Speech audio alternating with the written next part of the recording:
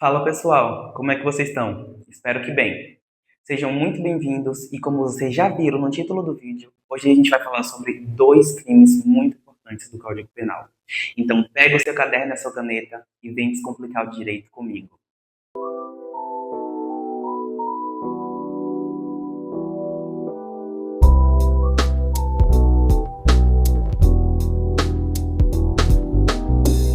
Hoje nós vamos falar sobre a bigamia, prevista no artigo 235 do Código Penal, e o induzimento ao erro essencial, previsto no artigo 236.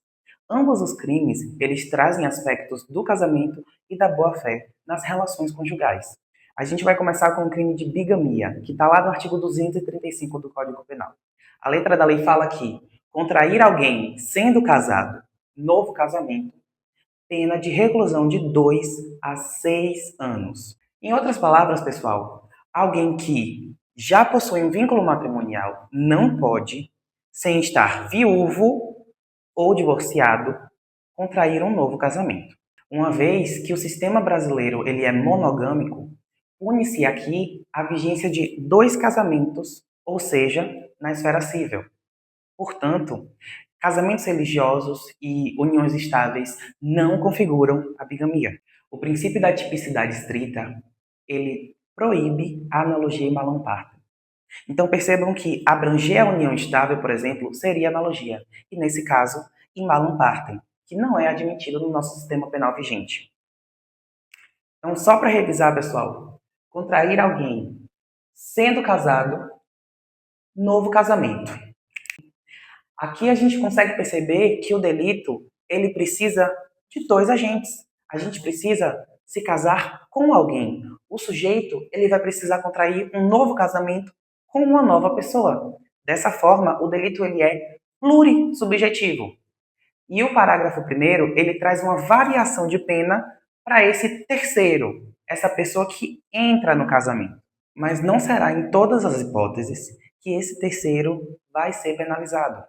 O tipo penal ele é doloso, portanto, obviamente, pede-se que o agente atue com dolo. Percebam que a letra da lei fala aqui: aquele que, não sendo casado, contrai casamento com pessoa casada, conhecendo essa circunstância. Vou até grifar aqui, ó.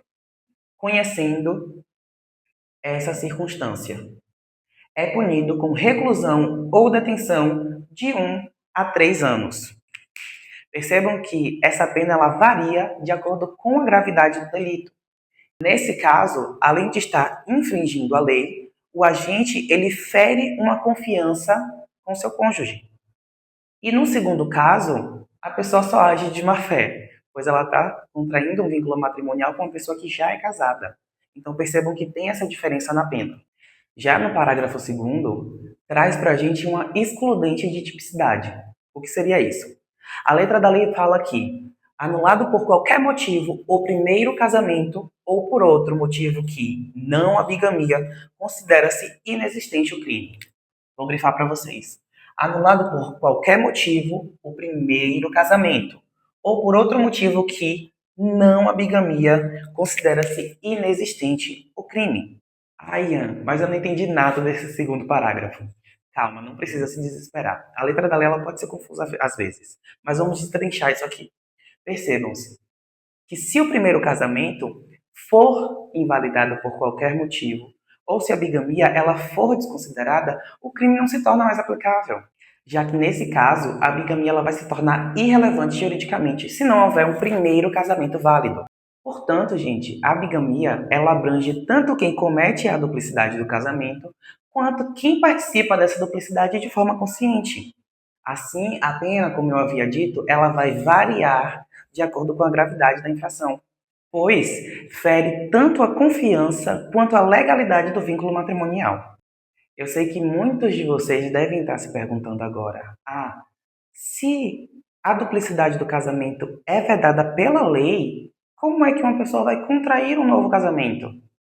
Eu vou te explicar. Quando a pessoa for contrair o seu segundo casamento, ela vai ter que apresentar algumas certidões, alguns documentos. E neste momento, ela vai trazer documentos que vão divergir da realidade, pois Se ela apresentar que ela já é casada, ela não vai poder casar-se novamente enquanto aquele casamento não for invalidado.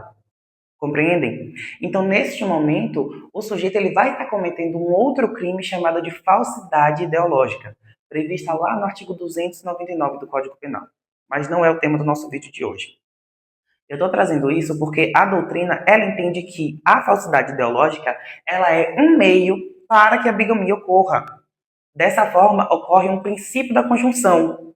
O crime da bigamia, ele vai abranger o crime da falsidade ideológica. E dessa forma a gente não vai responder por dois crimes, mas apenas por um, que é a bigamia. Agora a gente vai partir para o artigo 236, que fala sobre o crime de induzimento ao erro essencial. Esse crime, ele ocorre quando o indivíduo, ele induz o outro a erro em uma situação fundamental para o casamento, em algo fundamental para o casamento. Em outras palavras, uma das partes ela vai criar uma situação falsa que vicia o consentimento do outro. E nesse contexto, o cônjuge ele é enganado de forma significativa. A letra da lei fala que contrai casamento induzindo em erro o outro contraente ou ocultando-lhe impedimento que não seja casamento anterior, pena de detenção de 6 meses a 2 anos. O erro essencial, o induzimento ao erro essencial, ele traz informações fundamentais para o casamento, como, por exemplo, a identidade. Embora a pena aplicada para esse delito seja mais branda do que a de reclusão, por exemplo, o crime ele continua sendo grave, pois ele interfere diretamente na liberdade de escolha do parceiro. Gravem isso. Enquanto na bigamia ocorre uma violação direta do vínculo matrimonial, o induzimento ao erro essencial atinge o consentimento do cônjuge, criando, assim, uma falsidade nas condições do casamento. Agora, um ponto muito importante é que a ação penal, ela depende da queixa do contraente enganado. Ou seja, o processo ele só pode ser iniciado se a pessoa que foi enganada decidir formalizar a queixa. E além disso, a ação penal ela depende também da anulação do casamento por motivo de erro ou impedimento. E isso está previsto no parágrafo único do artigo 236. Fala que a ação penal ela depende de queixa do contraente enganado e não pode ser intentada senão depois de transitar em julgado a sentença que, por motivo de erro ou impedimento, anule o casamento. O induzimento ao erro essencial, ele visa proteger a transparência e a sinceridade nas relações conjugais. O casamento, ele deve ser fundado em verdade. E a falsidade, ela vicia esse consentimento, tornando o vínculo inválido. E por isso o Código Penal tipifica esse comportamento como crime. Agora, eu trouxe um quadro comparativo para você fixar o conceito de cada um desses crimes e não vir a confundi-los em hipótese alguma. A bigamia é casar-se com outra pessoa já estando casado. Então notem que nesse caso a gente vai ter uma duplicidade de casamentos. Enquanto o induzimento ao erro essencial trata do engano sobre os aspectos que fundamentaram a união. Então a gente vai ter uma manipulação do consentimento do cônjuge. Percebam que ambos os crimes visam proteger o casamento, mas de formas diferentes. Enquanto a bigamia visa proibir, evitar o casamento com mais de uma pessoa, o induzimento ao erro essencial visa proteger as informações que fundamentaram o casamento. E com isso, eu encerro a aula de hoje. Eu espero que vocês tenham gostado. E caso tenha restado alguma dúvida, não hesite em colocar aqui nos comentários, que eu vou estar respondendo todo mundo.